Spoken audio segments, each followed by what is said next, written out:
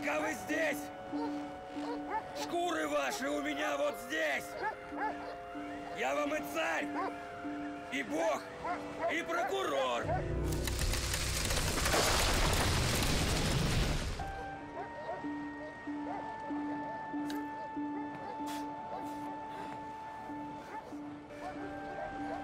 Aujourd'hui, je vais vous dire, c'est pas trop dur. Comme on dit, la prison, c'est dans la tête. Et si je réfléchis bien, je comprends que je ne suis pas en prison, mais dans un voyage cosmique. Voyez vous-même, j'ai une cabine simple, spartiate, un lit en fer, une table, un pot, comme dans un vaisseau spatial. La porte ne s'ouvre que sur commande centrale, n'entrent que des gens en uniforme. Ils ne prononcent que quelques phrases standards et sur leur poitrine clignote l'ampoule de la caméra de surveillance. Ce sont des androïdes. J'entre dans une des cours de promenade du premier étage. Il s'agit d'une cellule comme les autres, mais à la place du plafond, c'est un grillage. Un type s'y promène et surveille tous les promeneurs. Il a très froid. Pourquoi les prisonniers font-ils la grève de la faim ? Cela peut paraître bête, mais vu de l'intérieur, c'est très simple. Tu n'as pas d'autre moyen de lutte. Plus exactement, il y en a peut-être un ou deux autres, mais il vaut mieux pour l'instant les cacher. J'ai le droit d'inviter un médecin et d'avoir des médicaments. L'un et l'autre me sont refusés. Mon mal de dos est passé dans les jambes. Je ne sens plus leurs extrémités. Je rigole, mais ça devient sérieux. Or, au lieu de soins, on m'inflige la torture de la privation de sommeil, réveillé 8 fois par nuit. Je peux citer la loi qui me donne le droit d'être examiné par un médecin civil. Pourquoi me refuse-t-il ce droit ? La réponse est double. A, ils ont peur que l'insensibilité qui gagne le bout de mes mains et de mes pieds ne soit liée à l'empoisonnement, à l'autre, l'ancien. Ou à un nouveau, ce qui ne m'étonnerait pas plus. B, la règle générale de l'enfermement, surtout pour un prisonnier politique, est qu'il faut tout lui refuser. Je ne proteste donc pas seulement pour moi, mais pour les centaines de milliers de privés de droit comme moi. Car eux n'ont pas Instagram pour le faire savoir. J'ai déposé une plainte contre la direction du camp. C'est à cause de son refus de me donner un Coran. Tout le monde discute sans fin de l'islam et des musulmans, mais 99% de ceux qui le font n'y connaissent absolument rien. Alors j'ai décidé de devenir le champion en Coran parmi les politiciens russes non musulmans.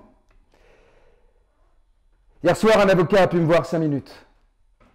Il m'a dit tout le soutien que je reçois en Russie et dans le monde. Ce fut le plus précieux des moments. J'ai aussi souri en lisant qu'avec mon niveau de potassium dans le sang, je devrais être mort ou en réanimation. Eh bien non, ils ne mourront pas si facilement. J'ai résisté au Novichok, je résisterai au potassium. Un énorme merci à vous tous. Des personnes comme moi qui n'ont rien d'autre qu'un bol d'eau, de l'espoir et des convictions. Il y en a énormément, en Russie comme dans le monde entier.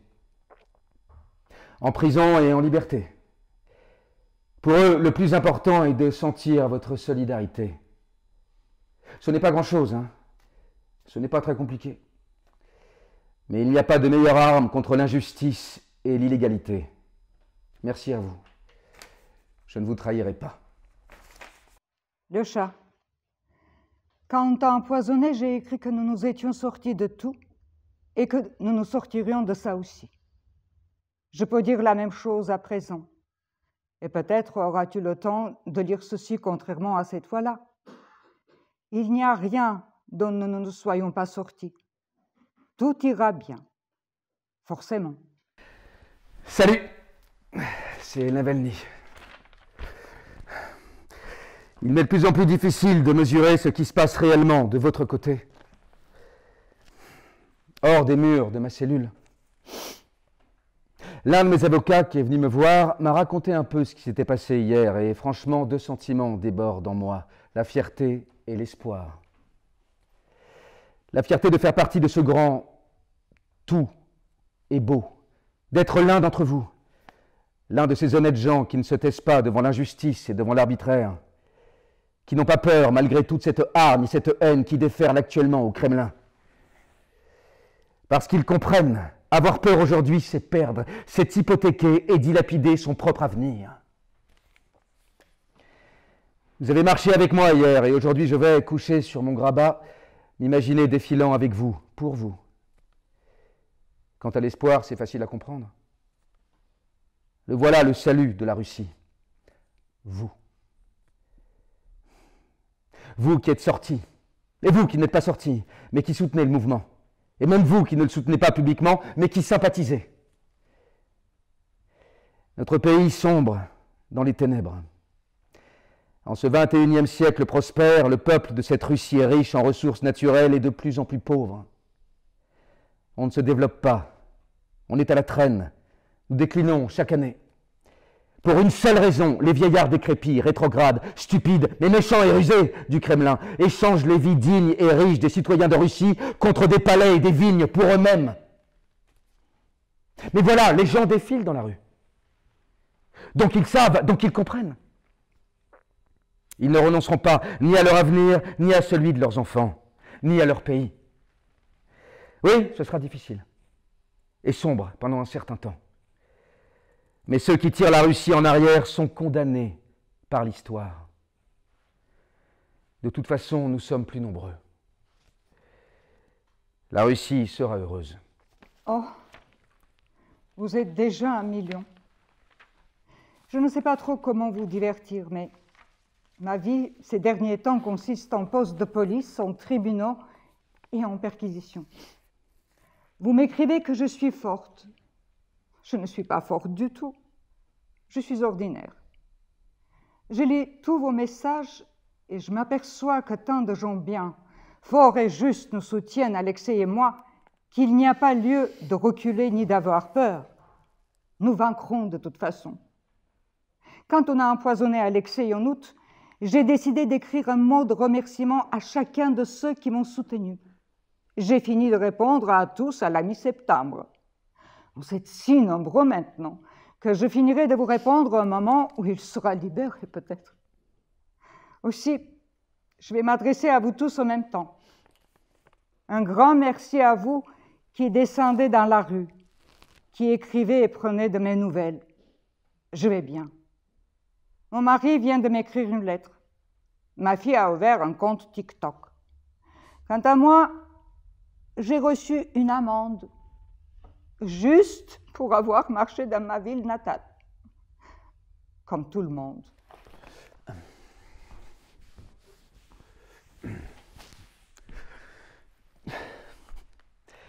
Quand la corruption est le socle sur lequel repose le pouvoir de l'État, ceux qui luttent contre elle sont des extrémistes.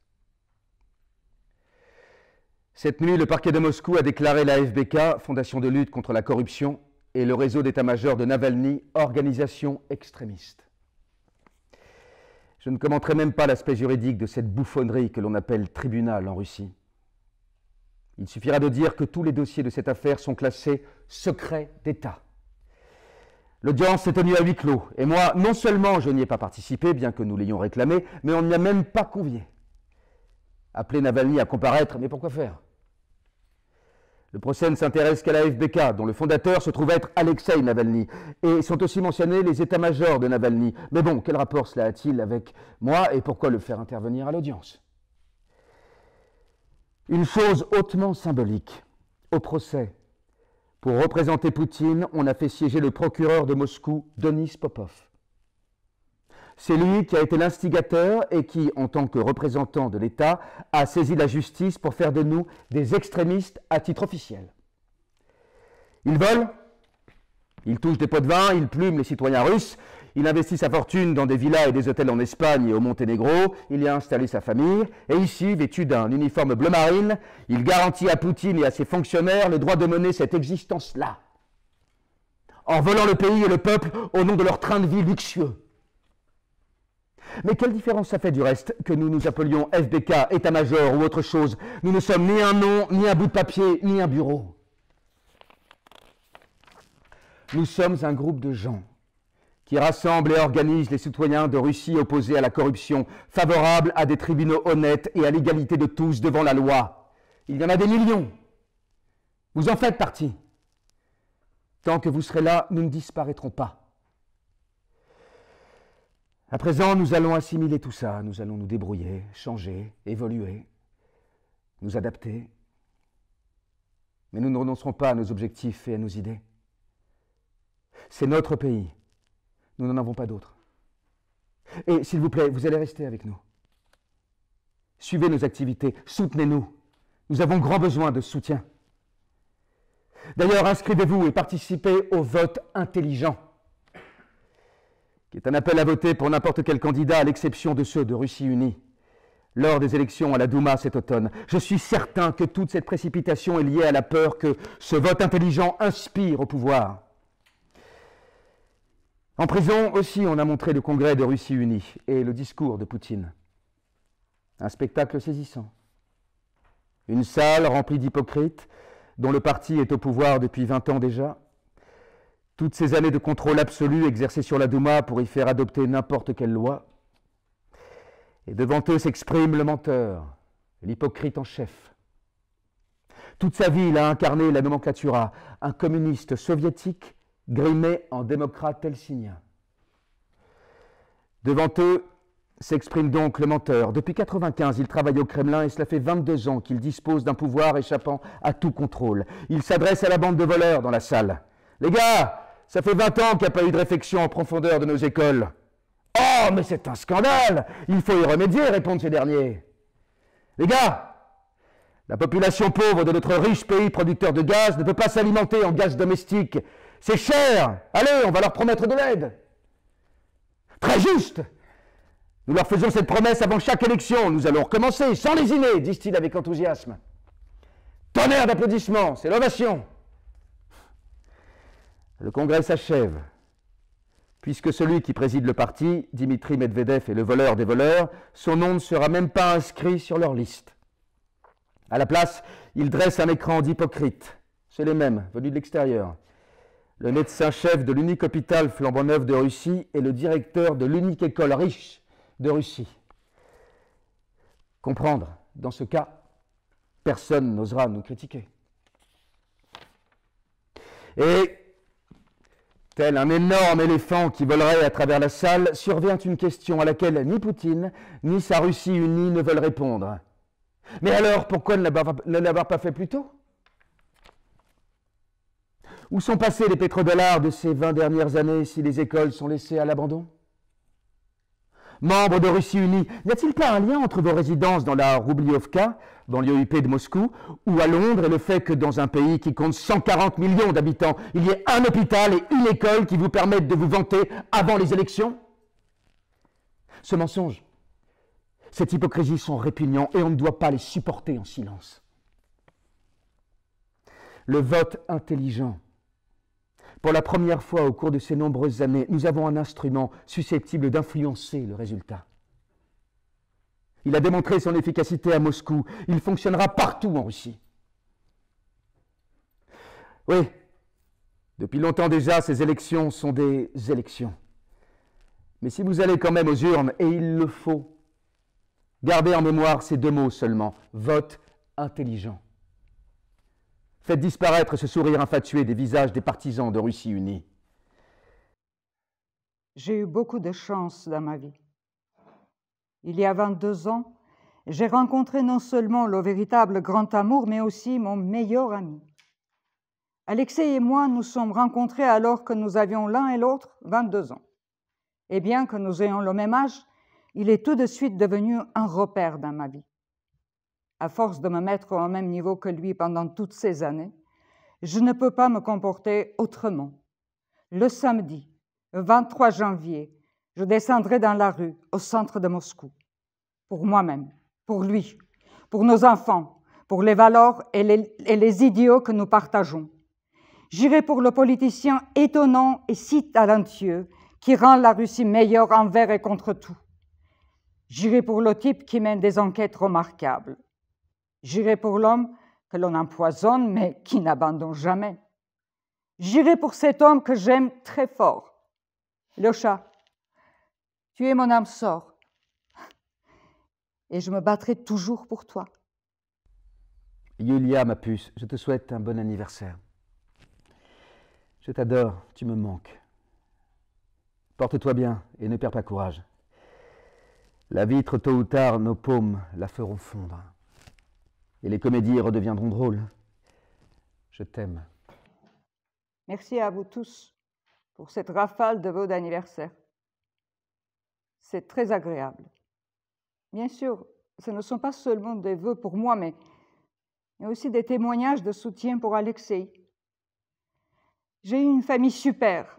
Je suis extrêmement heureuse de fêter mon anniversaire avec les miens, mais bien sûr, il me manque quelqu'un de très, très cher. Je suis incapable de savoir à quelle date je dois fêter ma seconde naissance. Le 20 août, quand j'ai cru que tout était foutu, que j'étais mort dans l'avion qui avait décollé de Tomsk et se dirigeait vers Moscou? Ou 17 jours plus tard, quand je suis techniquement sorti du coma? Ou le jour où, ayant repris conscience, j'ai compris où j'étais et pourquoi? Il m'est difficile du reste de dire quel jour c'était. Il faut croire que c'est tout de même aujourd'hui, le 20 août. Je suis resté un long moment grabataire par la suite, à végéter comme un légume, mais l'essentiel a bien eu lieu ce jour-là. Les pilotes ont atterri très rapidement et m'ont donné la chance d'être sauvé. Les médecins des urgences m'ont injecté ce qu'il fallait avec professionnalisme et j'ai survécu jusqu'à mon transfert à l'hôpital. Et puis, vous tous, vous vous êtes indignés et ne les avez pas laissés m'étouffer en silence avec un oreiller à l'hôpital d'Omsk ou simplement débrancher le respirateur de réanimation. Je vous remercie tous encore une fois. Grâce à vous, tout s'est admirablement bien déroulé. J'ai survécu et j'ai été jeté en prison. Excusez-moi. Les événements se sont enchaînés au mieux et il m'a été donné une seconde vie, une seconde chance pour prendre les décisions que j'estime justes et honnêtes. C'est ce que je faisais, que je fais et que je m'efforcerai de faire encore. Je vais boire un thé aujourd'hui, en votre honneur. D'ailleurs, il y a aussi du café. Il me reste même du cacao. Il se trouve dans une boîte spéciale, dans un sachet étiqueté « Navalny, produits alimentaires ». Rien que ça. J'ai encore oublié de remercier la corruption. Tous ceux qui connaissent Alexei le savent. Il ne se plaindra pas. Il ne se plaindra pas jusqu'au bout. Il supportera et essaiera de s'en sortir seul et de plaisanter. Tous ces problèmes de dos ont commencé à Matroska Teshina. Depuis son transfert à Vladimir, la situation n'a fait qu'empirer. Ces problèmes de dos se sont également compliqués en raison des réveils qu'on lui fait subir toutes les heures, chaque nuit, pour empêcher de dormir normalement. Dans cette situation, même un homme en pleine santé deviendrait dingue. Il est possible qu'Alexei ait besoin de soins sérieux. Nous avons trouvé un médecin qui était prêt à venir l'examiner. Les avocats ont écrit une requête. Alexei nous a défendu d'en parler pour éviter d'avoir l'air de se plaindre. Dès les premiers temps de son séjour dans ce camp de concentration de bienveillants, il a demandé qu'on lui donne au moins quelques médicaments. Un autre médecin, qui s'occupe des problèmes de dos, m'a écrit sur une feuille les exercices de gymnastique à pratiquer pour soulager la douleur. Mais ces salauds ne se contentent pas de ne pas laisser passer les médicaments et le médecin. Ils ont aussi pris cette feuille aux avocats sans la remettre à Alexei. Depuis notre expérience des interactions avec les médecins de l'hôpital d'Omsk, il est clair que nous ne pouvons pas nous fier aux médecins que lui refile le service fédéral d'exécution des peines. J'exige que l'on permette à Alexei d'être soigné par les médecins en qui il a confiance. Je réclame la libération immédiate de mon mari, Alexei Navalny.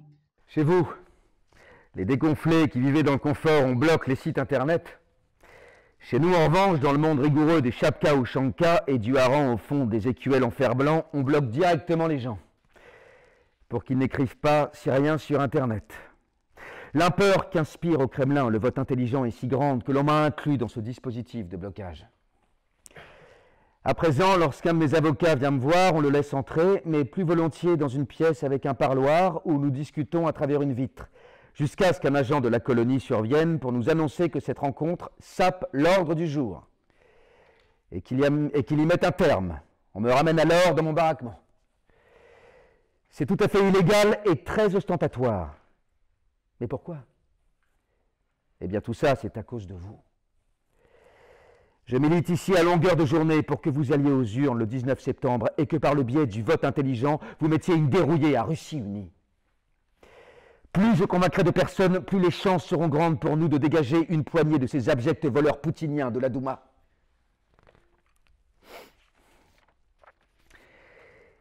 Et quelqu'un au Kremlin a décidé qu'à la veille du scrutin, j'allais trouver l'inspiration et écrire des choses susceptibles de convaincre des tas de gens. Et, quelle déception, figurez-vous, aucune inspiration particulière ne m'est venue. Même là, tout de suite, j'écris ces lignes en attendant l'escorte d'une minute à l'autre. C'est un coup classique. Je n'ai pas le temps d'expliquer. Aidez-moi, s'il vous plaît, à donner une leçon à ceux qui ont eu l'idée de me bloquer. Et si nous imaginions ensemble que j'ai écrit quelque chose de poignant? Vous avez versé des larmes, et puis vous avez ri, et de nouveau pleuré. Ensuite, vous avez téléchargé l'application Navalny. Qu'ils ne pensent pas qu'en interdisant tout bonnement de rédiger des posts, ils forceront tout le monde à aimer Russie unie. Qu'ils sachent que l'idée de lutter pour que l'avenir de notre pays soit meilleur, contre ceux qui nous entraînent dans ce bourbier, est suffisamment inspirante en elle-même. J'enrage! Non, c'est vrai, j'enrage. Et n'allez pas croire que je vais enchaîner sur un machin lié à la prison. Ici, tout ou presque fait enrager. C'est tout spécialement conçu pour ça, la prison. Je le combats en développant une pratique du zen carcéral, une manière d'envisager avec calme et indifférence ces règles idiotes qui changent littéralement chaque jour. Mon succès est variable, mais je fais des efforts. Par contre, s'il y a une chose que l'on ne peut pas apprendre à considérer avec calme, ce sont certains de vos commentaires. Je demande que l'on m'en imprime un échantillon pour comprendre ce que vous pensez du vote intelligent. La plupart sont normaux, bien sûr. Mais une portion de géniards me mettent vraiment en colère. Et ça me rend dingue. Oh, mais pourquoi j'irai voter? Rien de tout ça ne dépend de moi. Ces candidats-là, c'est tous les mêmes. Remplacer celui-ci par celui-là, ça n'a pas de sens. Je ferais mieux de m'intéresser à autre chose. Une impuissance, une soumission telle que l'on pourrait croire que c'est vous qui êtes en prison, pas moi. Et que vous ne pouvez rien changer. Et que les adhérents sont trop peu nombreux pour agir. Et que vous avez tellement de choses à faire que vous n'avez pas le temps d'aller voter. Écoutez, moi, je vais prendre mes repas après m'être mis en rang et je ne me suis pas servi d'Internet depuis une éternité. Pourtant, je ne crois pas du tout être incapable de rien changer. Et je ne me lamente pas d'avoir perdu le moyen de m'adresser à des millions de gens à travers ma chaîne YouTube, de faire des émissions en direct, etc., etc. Vous savez pourquoi? Parce que je ne suis pas en train de me comparer avec l'Alexeï Navalny en liberté, qui a des moyens, qui a un bureau ou des états-majors. Je me compare avec l'Alexeï Navalny qui ne fait rien, qui se tourne les pouces en se désolant de son impuissance factice. Vous aussi, vous pouvez le faire. Vous qui avez reçu le nom d'un candidat grâce au vote intelligent et vous rendez aux urnes, vous êtes 1000 fois plus influent et plus puissant que cette autre version géniarde et flemmarde de vous-même. Faites connaître le vote intelligent à vos proches et vous deviendrez 3000 fois plus balèze encore. Accrochez chez vous un appel au vote intelligent et vous deviendrez des terminators politiques comparés à vos moi velléitaires. Depuis 2003, c'est-à-dire depuis près de 20 ans, les élections par circonscription à la Douma de Russie n'ont pas été remportées par des candidats indépendants. Pour rompre avec cette situation, nous avons inventé le vote intelligent et nous l'avons expérimenté avec succès. Vous n'avez vraiment aucune envie d'essayer? Et par la même occasion d'adopter une meilleure version de vous-même? J'ai voté. Pour moi et pour ce gars-là. Allez-y, vous aussi. Ne croyez pas ceux qui disent que tout est joué d'avance et que rien ne dépend de votre voix. Si, c'est précisément votre suffrage qui peut empêcher l'adoption d'une énième loi scélérate. Votre voix qui empêchera de mettre derrière les barreaux un énième condamné politique. Et peut-être qu'elle libérera quelqu'un. Chaque voix compte. Venez et votez intelligent.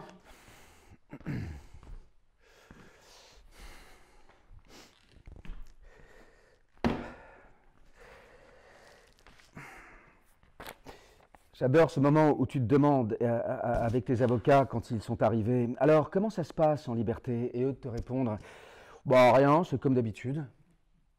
Puis après une pause, voilà, ils ont monté une nouvelle affaire contre toi. Pour formation d'une organisation extrémiste, tu risques jusqu'à 10 ans. Il s'avère donc que depuis 7 ans, je déstabilise la situation dans les régions et incite activement aux activités terroristes. Ok. On a maintenant retenu 4 inculpations contre moi. Pour 2 d'entre elles, j'encours une peine de 10 ans chaque fois. Pour la 3e, jusqu'à 3 ans. Et pour la 4e, jusqu'à 6 mois de prison. Si on les additionne sans remise de peine, on arrive à 23 ans.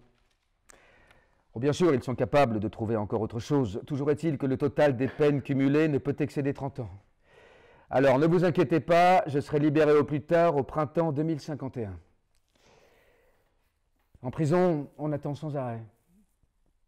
N'importe quel ancien tôlard vous racontera que sa vie en réclusion était divisée en périodes d'attente, petites et grandes. Dans la journée, sans fin de la marmotte, il se produit quelques événements réguliers. S'ils sont agréables, c'est bien. Et on vit dans l'attente que l'un succède à l'autre. Bien sûr, on fait le décompte des jours écoulés depuis son incarcération. La plupart des tôlards peuvent répondre au quart de tour. Il me reste 583 jours. Mais en ce qui me concerne, l'horizon qui marque l'issue de ma peine n'étant pas très clair, c'est le moins qu'on puisse dire, compter les jours serait dénué de sens. Le passage du temps se remarque par intervalles. Le laps de temps le plus court, c'est d'un œuf au suivant. Les lundis et vendredis, on a droit à un œuf dur au petit déjeuner. Ce n'est pas seulement un événement gastronomique important et agréable, c'est aussi un événement du calendrier. Vous avez un œuf au petit déjeuner, donc la semaine de travail se termine. Vous avez de nouveau un œuf, la semaine de travail vient de commencer.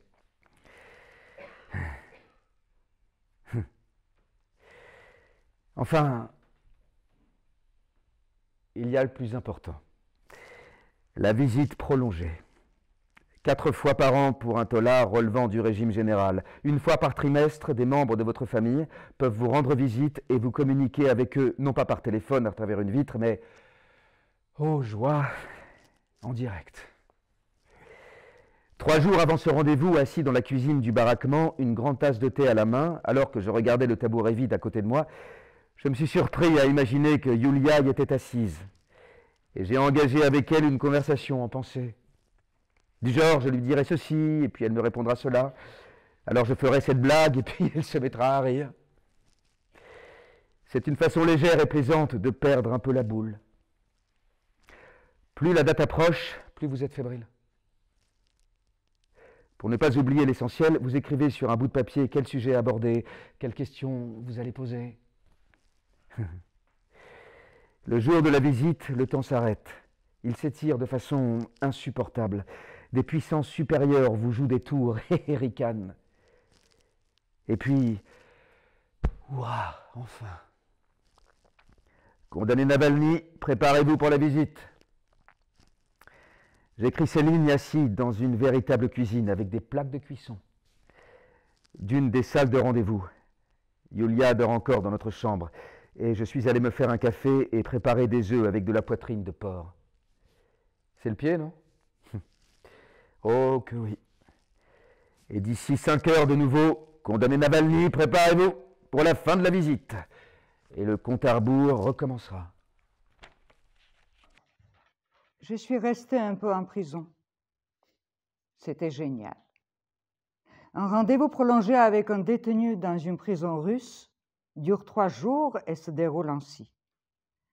Vous arrivez avec une tonne de produits après avoir au préalable consulté votre mari pour savoir quels aliments lui manquaient le plus. Du coup, vos sacs contiennent beaucoup de tout, de la marmite de borsch à l'oseille jusqu'au sachet de cerises. Les gardiens vérifient attentivement le borsch à la recherche d'un téléphone, coupent un pirogue ou une pêche au hasard à la recherche d'héroïne et hument toutes les boissons à la recherche d'alcool. Puis, ils vous déshabillent, vous examinent et vous fouillent. Ils vous conduisent dans un couloir le long duquel se trouvent quelques pièces et une cuisine. Dans la colonie pénitentiaire de Pokrov, tout est d'aspect très convenable. Ça ressemble à un hôtel 2 étoiles. Des tableaux sont même accrochés au mur.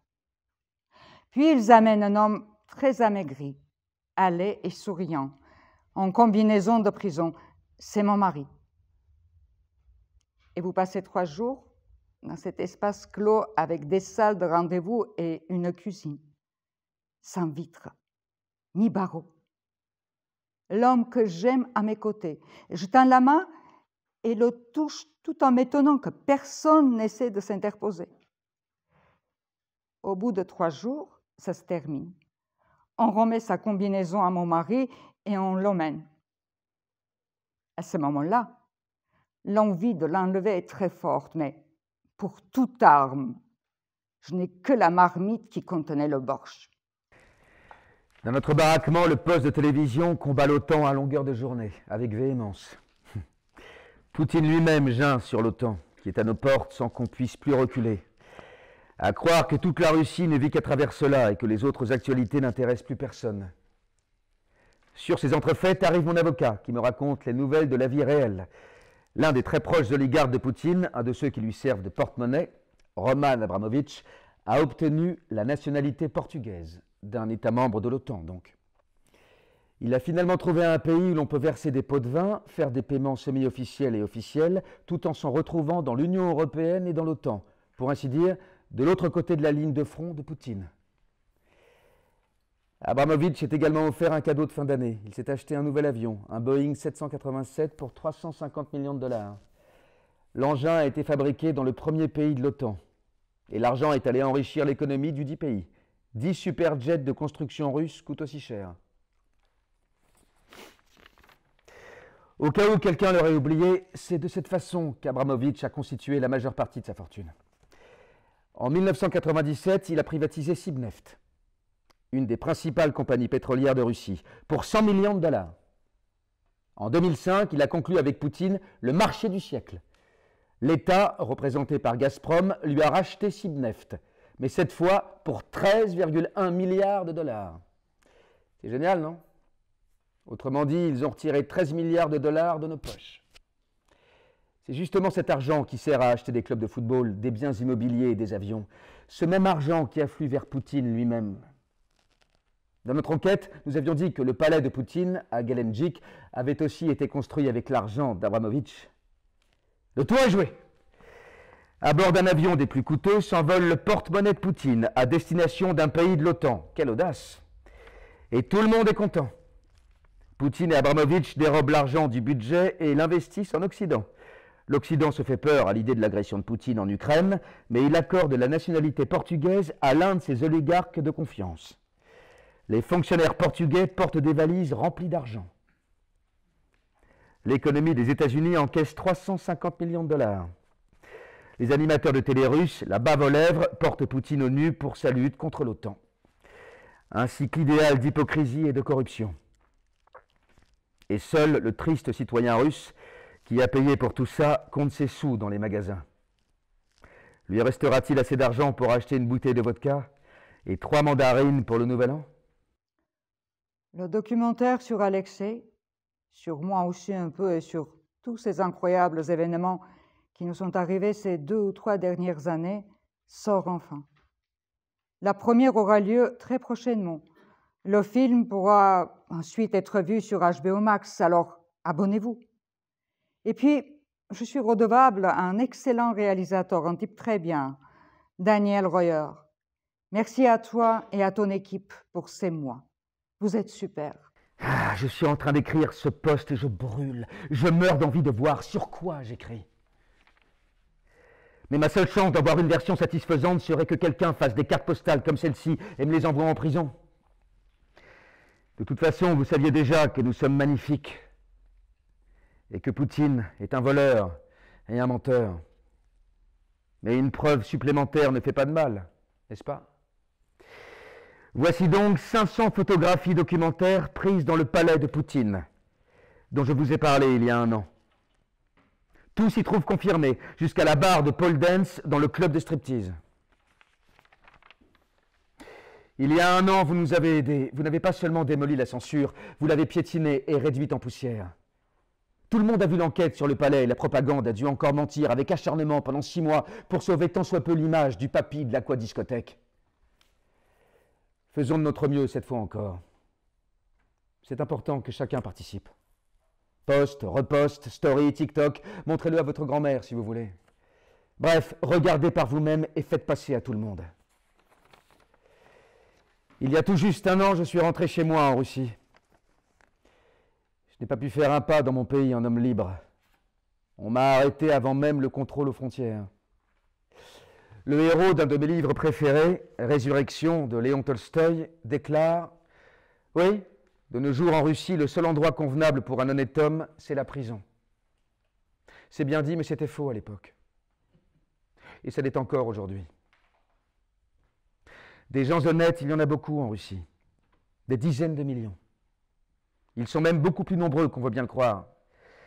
Et ce ne sont certainement pas ces gens honnêtes qui effraient le pouvoir, abominable à l'époque et encore plus aujourd'hui, mais ce sont ceux qui n'ont pas peur. Plus exactement, ceux qui ont peur peut-être, mais qui bravent leur peur.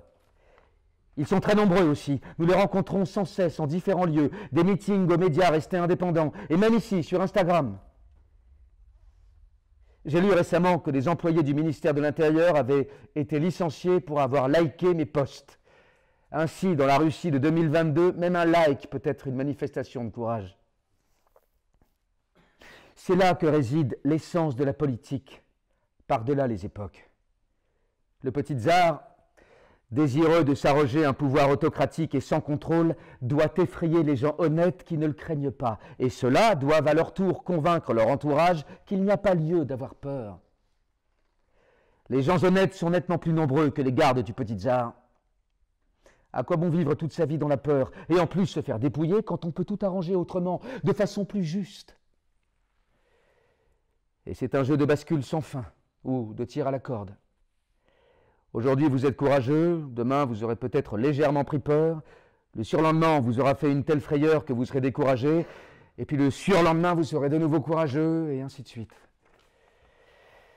Je ne sais pas du tout quand prendra fin mon voyage cosmique, ni même s'il prendra fin. On m'a appris vendredi dernier seulement qu'une autre de mes affaires pénales allait être jugée, et une autre suit encore, celle qui fait de moi un extrémiste et un terroriste. Je suis donc un de ces cosmonautes qui ne comptent pas les jours qui les séparent de la fin du voyage.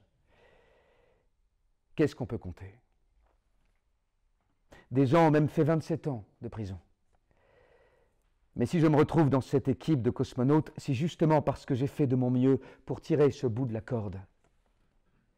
J'ai tiré de ce côté-ci ceux qui, parmi les honnêtes gens, ne veulent pas ou ne peuvent plus avoir peur. Je l'ai fait. Je ne le regrette pas une seconde et je vais continuer. Et après avoir purgé ma première année de prison, je veux dire à tout le monde exactement ce que j'ai crié aux personnes rassemblées devant le tribunal lorsqu'on m'a embarqué dans le fourgon. Ne craignez rien. C'est notre pays et on n'en a pas d'autre. Notre seule crainte devrait être de laisser piller notre patrie par une bande de menteurs, de voleurs et d'hypocrites. D'abandonner sans combattre, de plein gré, et notre avenir et celui de nos enfants. Un grand merci à tous pour votre soutien, que je sens. Et plus généralement, je voudrais dire que l'année a passé extrêmement vite. À croire qu'hier encore, je prenais l'avion pour Moscou. Or, j'ai déjà fait 1 an de prison. C'est vrai ce qu'on écrit dans les livres scientifiques. Le temps s'écoule à une vitesse différente sur Terre et dans l'espace. Je vous aime tous et je vous embrasse. Aujourd'hui, le 24 février, j'ai dit à mes juges « Je déclare officiellement que je suis contre cette guerre. Je la considère comme immorale, fratricide, criminelle. Elle a été déclenchée par le gang du Kremlin. Pour leur faciliter le vol, ils tuent pour voler. Ce n'est pas le sujet, rétorque le juge. Oh si, justement, c'est le sujet. Et il m'apparaît important de le dire aujourd'hui dans le cadre de ce procès pour que moi-même, je m'en souvienne à jamais. Voilà.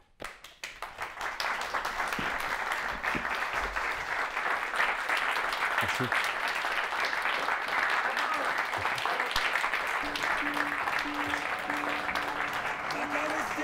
Шкуры ваши у меня вот здесь. Я вам и царь, и бог, и прокурор.